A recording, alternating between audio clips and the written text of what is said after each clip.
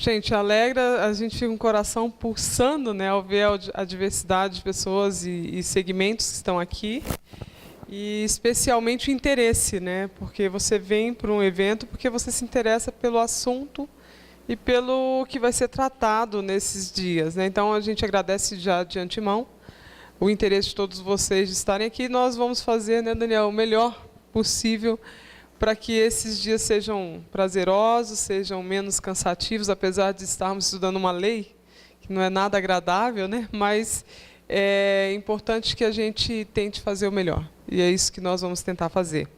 Antes de nós começarmos a ler a lei, a pensar nessas alterações, nós achamos importante trazer para vocês um pouquinho do histórico, né? Por que esses dois estão aqui falando da Lei 13.019, como surgiu, enfim... Qual foi o processo que foi deflagrado para que chegarmos até aqui, né? Como que a gente se envolveu nesse tema?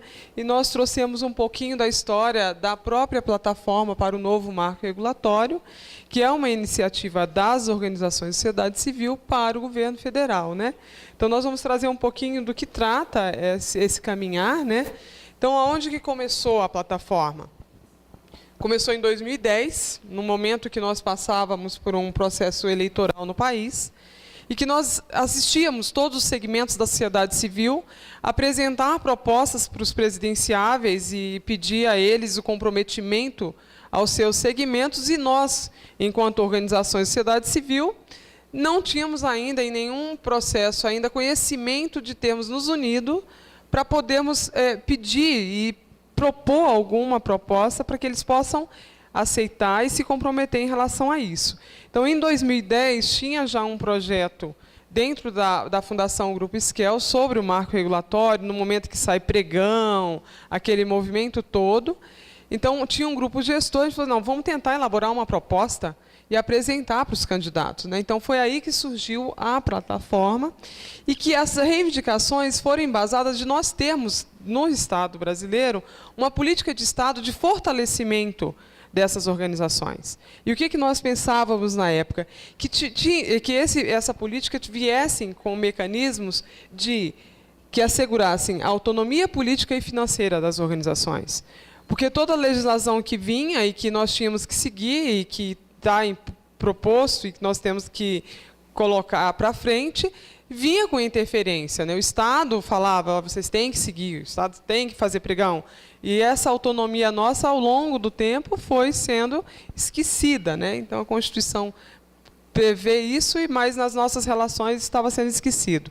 Então, essa política também deve, na nossa ideia, favorecer a independência, a autonomia e sustentabilidade das organizações. E, portanto, nós apresentamos algumas... Eu vou aprender até o final, mexer para cima e para baixo. Então, o que tinha, né, tem nessa plataforma? Tem, porque ela ainda está em vigor. Nós ainda não conseguimos avanços totais, a gente conseguiu fazer alguns avanços. A primeira coisa é que os processos e instâncias de participação cidadã forem efetivos, desde a formulação até a avaliação. Porque, muitas vezes, eu não sei vocês aqui, nós somos chamados durante o processo, né? A política já está pronta e nós somos chamados para ouvir, para ver se está tudo certo, e não participamos da formulação. Então, a gente quer que, nessa proposta, a gente participe de todo o processo da formação da política, né? A segunda coisa é que existam instrumentos de garantias à participação nas diversas instâncias. Porque, muitas vezes, as nossas lideranças participam dos conselhos de políticas públicas e são perseguidos. Nós temos conhecimentos de perseguições pessoais, familiares, então a gente pede que tenha garantia dessa segurança da participação, para essas nossas lideranças não sofrerem esses processos. E também nós nos comprometemos a estimular o envolvimento na cidadania com as causas públicas, criando esse ambiente de autonomia, de sustentabilidade, de fortalecimento das organizações. Então, esses três, eles estão marcados porque a gente identifica eles dentro da reforma política, que ainda está em processo, que ainda está em tramitação, né? Mas nós, enquanto plataforma, nós apostamos que é importante que sejam feitas essas alterações. Por outro lado, nós colocamos mais dois tópicos, que é você ter acesso democrático aos recursos públicos. E não só ter acesso, e que os processos de prestação de contas e de fiscalização sejam não simplificados, mas adequados à realidade das organizações. Muita gente vem dizer assim, vocês não querem controle, vocês não querem prestar conta? Não, nós não estamos dizendo isso. Nós estamos dizendo que nós, enquanto organizações da sociedade civil, temos características diferentes do Estado. E, portanto, devemos ter acesso e processos de operacionalização adequados à nossa realidade. Não dá para impor às organizações coisas que estão sendo em vigência nessa relação Estado-Estado. Então, a gente quer que tenha um tratamento adequado. E, por último, a gente colocou que nós precisamos de um regime tributário apropriado e favorecido às organizações da sociedade civil, incluindo o aprimoramento dos incentivos fiscais a doações de pessoas físicas e jurídicas. O que nós estamos assistindo no cenário do Brasil? Todo um incentivo à iniciativa privada, a pequenos empresários, né, isenções diversas, e para as organizações da sociedade civil, nada. E nós trabalhamos com causas de interesse público, e não causas privadas. Então, o Estado, mais uma vez, não nos trata pelo menos, a gente fala, se tratássemos nós enquanto as pequenas empresas, nós já ficaríamos mais felizes. Então, nós estamos cobrando que também seja feito um tratamento diferenciado, uma vez que nós trabalhamos com questões públicas, né? Então, nós precisamos ter esse reconhecimento. Então, nós pedimos isso deles. Por outro lado, nós nos comprometemos simultaneamente, né? Não é só você pedir, você tem que dar também, né? Então, nós pensamos isso também enquanto nós construímos a plataforma. Que nós iríamos continuar nas causas de interesse público, porque são as nossas causas, é o nosso motivo de ser, né, consolidando a democracia e ampliando essa participação democrática. Para isso, nós nos comprometemos com a segunda questão, melhorar a nossa qualificação. Né, nós temos que participar, mas de uma forma mais qualificada. Então, nós temos que capacitar as nossas lideranças para que, nesses processos de mobilização da cidadania para interesse público, sejam participações qualificadas. Então, nós nos comprometemos, enquanto plataforma, a fazer esse processo de formação. E, por último, que nós também não só pedimos que nos tratam, pedimos que, além de nos tratar adequadamente com acesso a recursos, que nós também tenhamos práticas de transparência, autorregulação, para mostrar que nós, ao pedirmos esse tratamento diferenciado, nós fazemos essa transparência, a gestão adequada, prestamos contas, que nós não queremos nos eximir de dizer à sociedade o que nós estamos fazendo, como nós estamos fazendo, aonde aplicamos os recursos, né? Então, essas são as questões trazidas na plataforma, e nós apresentamos aos candidatos em 2010. O Serra e Dilma apoiaram a plataforma e se comprometeram, se eleitos fossem, colocar isso em prática. E como Dilma ganhou, ela criou, dentro da Secretaria-Geral da Presidência da República, um grupo de trabalho para pegar essas questões da plataforma, estudar e tentar fazer os encaminhamentos dentro do governo federal.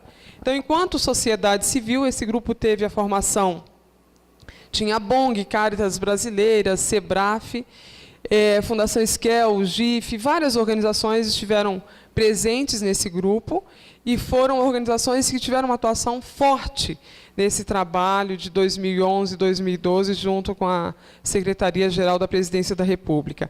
E o mais importante foi a questão do processo que se deu com esse grupo de trabalho, porque toda hora batia no governo federal organizações diversas que pediam essa interlocução, né? Então, o governo dizia assim, olha, se quer falar do novo marco regulatório, é com a plataforma que vocês têm que conversar. É através desse grupo de organizações de sociedade civil que a gente está dialogando, nós estamos estudando para fazer as proposições. Então, foi muito interessante essa conquista do grupo de trabalho. Alguns avanços que nós identificamos nesse processo de 2010 até agora, né? Primeiro, todo o processo de apresentar, de dialogar nas campanhas eleitorais e tudo, e o próprio GT. O O GT, para nós, como eu acabei de falar, foi realmente uma grande conquista, porque nós nos mostramos capazes de estar dialogando e construindo junto com o governo federal esse diálogo, essas proposições, né? Então, é claro que tem algumas coisas que com a lei ela já foi resolvida, mas nesta época tinha aquela coisa de pode pagar ou não pode pagar pessoal das organizações que estão envolvidas na execução dos convênios. Então, saiu um decreto realmente dizendo, se está envolvida na execução, pode pagar. Não tem nenhuma legislação que contraria isso. Então, houve um decreto que marcou isso. Porque vários legisladores, não pode, tal, mas não tinha nenhuma legislação. Então, foi criado esse decreto. Foi criado dentro da uma ouvidoria de canal de uniformização e entendimento. Foi dentro da Controladoria Geral da União, né? Esse foi um processo que a gente utilizava para fazer algumas denúncias de coisas que estavam acontecendo, seja em nível federal, seja no nível dos estados e municípios, mas esse canal agora já não está mais tão ativo, não está tão forte, né? Capacitação de pessoal. No governo federal, a Escola de Administração Pública tem vários processos, depois eu vou colocar um link para vocês, de capacitação, seja nós, enquanto lideranças das organizações de sociedade civil, seja do próprio Estado. Por exemplo, o Dom Dimas falou que o Tribunal de Contas daqui já vai querer dar andamento a esse processo de formação. Então, isso é uma conquista. Até então, o Estado só pensava em trabalhar com os seus gestores, né? Então, está se abrindo esse espaço para nós, enquanto lideranças, ocuparmos esse processo de capacitação. A regulamentação da Lei do Acesso à Informação e Transparência de Gasto Público, hoje está tudo aberto, está tão transparente que, se você não for muito curioso, você não consegue enxergar, porque os dados estão aí. Agora estão públicos, estão nos sites, mas tem que ter um tempinho para você depurar cada informação, para você entender. Então, para nós é um avanço. Consultas públicas sobre o marco regulatório, seja no nível federal, seja no nível dos estados. A lei ficou em consulta pública, o decreto. Nos estados, nós estamos observando este mesmo movimento. Aí depois vocês podem nos atualizar aqui no estado como que se deu, né, a regulamentação. Tem uma nova FASFIO. O que é FASFIO? Alguém sabe o que é FASFIO aqui? É um estudo que tem IBGE, a BONG, que trata sobre a caracterização. FASFIO é Fundação, Associação Sem Fins Lucrativos. Então, nós conseguimos que esse estudo fosse atualizado, já existe um movimento de atualizá-lo novamente, para nós entendermos, quando a gente fala de organizações da sociedade civil, de que nós estamos falando. Então, eu vou falar um pouquinho dos dados, e a própria lei e a sua regulamentação. Então, para nós, enquanto plataforma, esses foram alguns avanços que nós conseguimos desse processo de 2010 até agora. Um pouco da FASFIO, né? Então, quando se faz um novo estudo das fundações e associações sem fins lucrativos, nós apresentamos alguns dados. Em 2010, então, de fundações e associações sem fins lucrativos, temos 290.700 organizações, que é fundação e associação. Essas 290 mil estão nas seguintes áreas. Primeira área principal, 30%, na defesa de direitos e interesses do cidadão. É a primeira área forte desse segmento. 28% são organizações religiosas. Tem um grande chamada aí para nós. 12%, quase 13%, de cultura e recreação. E 10,5% de assistência social. Dessas 291 mil, elas conseguem empregar 2,1 milhões de pessoas com carteira assinada. Sabemos que o cenário político hoje é outro, né? Houve uma baixa da empregabilidade no país e esse número alterou. Então, portanto, a gente espera um novo estudo para ter esse dado. Então, é bom classificar sempre esse dado de 2010, tá? Para que a gente hoje não esteja falando de um número pensando que seja 2016. Então, 2,1 milhões de pessoas com carteira assinada em 2010. Sendo que desses 2,1 milhões, 63% de mulheres. Então, é um dado interessante, né? Então, daí a gente tira que nas organizações de sociedade civil, a grande parte das pessoas ali envolvidas são mulheres. Que não é novidade quando a gente dá uma olhada, né, quando estamos nos nossos encontros. pessoal ocupado, dessas 2,1 milhões, corresponde a 4,9% de todos os trabalhadores do Brasil. Lembrando sempre que esses dados são de 2010, tá, gente? Agora os números já estão diferentes. E 210 mil organizações da sociedade civil não possuem nenhum funcionário. Isso corresponde a 72% desses 290 mil. O que deixa claro que não é novidade para nós, que trabalhamos nessas áreas, que contamos com um grande número de pessoas voluntárias na atuação dessas organizações, né? Então, vem trazer o que nós já conhecemos. Lembrando que é 2010. Então, outro avanço na capacitação, igual eu falei para vocês, com o novo cenário político agora deflagrado pelo impeachment, a discussão e todo o envolvimento do governo federal com o marco regulatório, ele é deslocado da Secretaria do Governo para o Ministério do Planejamento, Orçamento e Gestão. Então, o que acontece? Lá dentro é onde nós temos o nosso queridíssimo, amadíssimo Siconv, né? Então, é o planejamento que tem toda a gestão do Siconv. Então, com essa preocupação, o pessoal do Ministério do Planejamento está com inscrições abertas para as organizações da sociedade civil de capacitações à distância do Siconv. São modulares, cada capacitação fala de uma área do Siconv e está nesse link que eu coloquei aqui. Depois dessa apresentação, vocês podem pegar, podem acessar. Essas inscrições estão abertas e nós sabemos que as organizações têm muita dificuldade, né, na utilização desse sistema, que é complexo, que tem muitos detalhes. E como é uma capacitação à distância, é uma oportunidade única de todas as nossas lideranças estarem participando. Por isso que eu achei interessante trazer, é uma coisa atual, está disponível, está aberto, então vamos correr para participar, porque daqui a pouco atinge o número máximo, né, da metodologia e eles fecham as inscrições.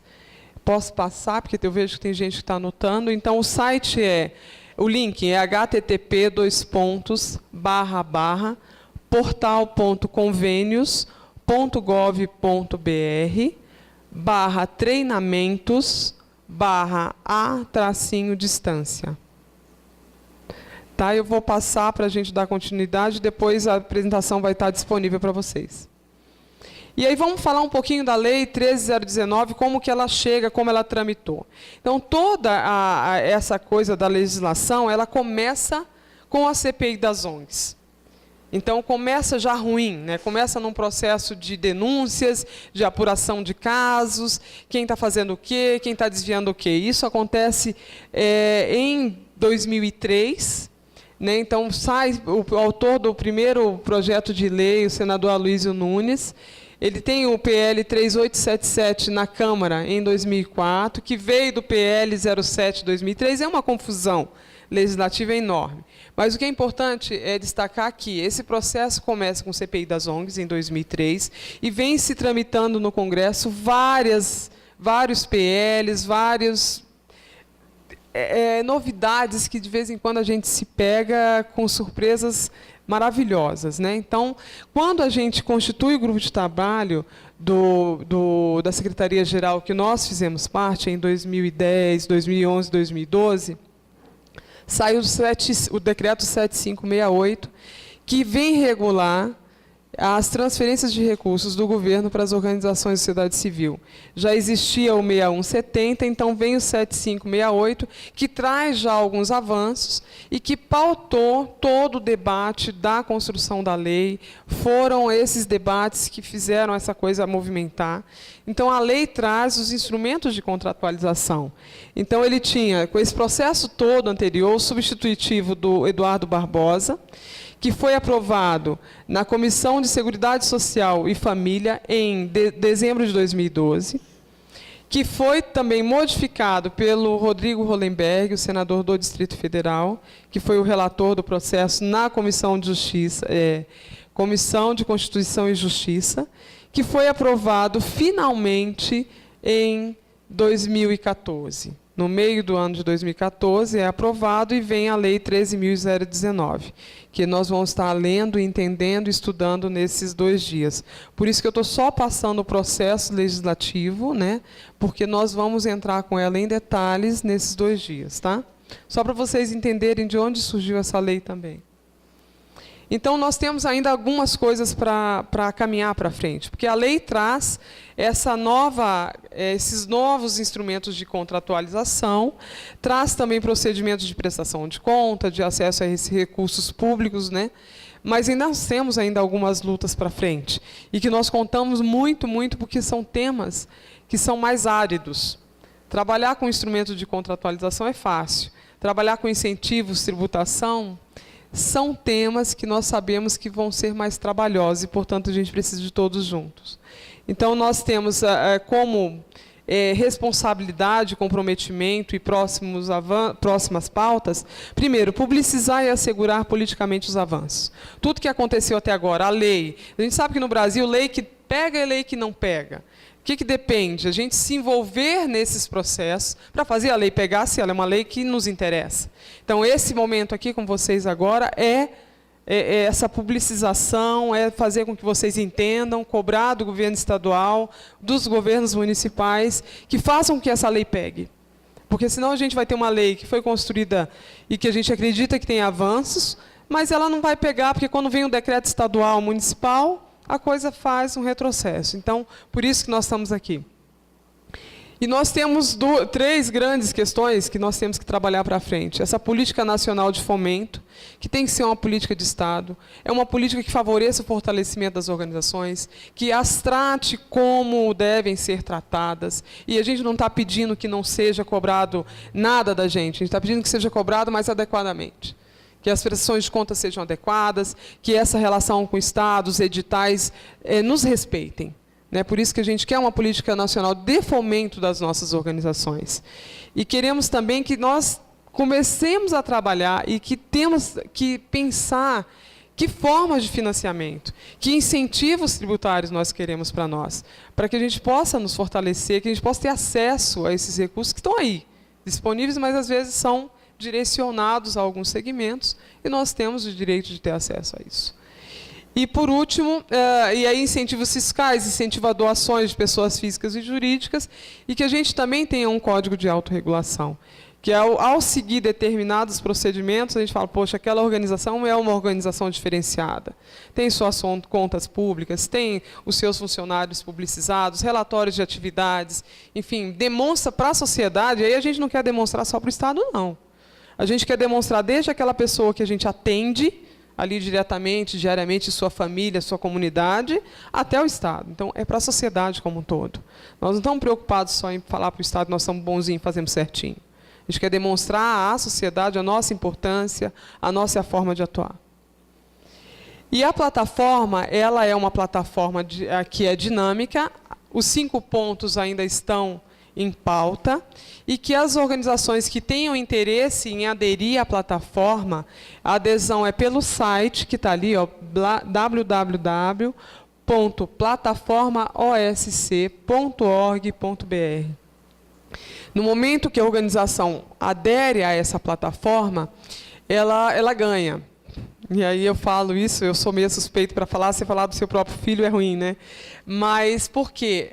Quando a organização é signatária da plataforma, todas essas discussões, todos esses debates, tudo que a gente tem acesso, ela é circulado nessa lista de signatários. Então, são os primeiros a estarem em contato com essas coisas que a gente tem acompanhado, a gente tem buscado ir atrás, seja no Congresso, seja no governo federal. Enfim, nós estamos de olho, e não só a Esquel e o Daniel pelo Census e pela Unicafes, mas várias organizações. Então, saiu alguma coisa, a gente joga para os signatários da plataforma. Então, ao ser signatário, eu estou fazendo uma propaganda meio assim, forte, tem acesso rápido a essas mudanças, a essas lutas que nós estamos colocando para frente.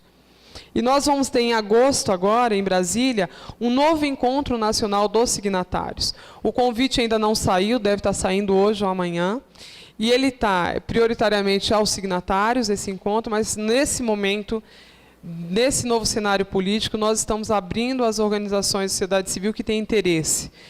O Comitê Facilitador, que está cuidando desse encontro, não tem recurso, a gente está fazendo vaquinhas e rifinhas para poder tentar apoiar, mas as organizações que tenham condições de ir, sintam-se já convidados, e provavelmente eu passo para a Sônia para ela circular no e-mail de vocês, para que quem daqui tiver interesse em participar, nós vamos estar pensando na plataforma, pensando em estratégias, pensando na nova forma de atuar, pensando no governo interino, pensando nas diversas possibilidades que podem acontecer e como nós, enquanto sociedade civil, vamos nos posicionar enquanto plataforma. A gente sabe que cada organização tem o seu posicionamento individual, mas como nós estamos numa plataforma, nós temos que discutir isso enquanto plataforma. Eu agradeço, estarei com vocês aqui o tempo todo, para nós estarmos conversando, discutindo, estarei conduzindo os trabalhos com o Daniel também. E agora a gente passa para o Daniel já começar a falar sobre a primeira parte da lei.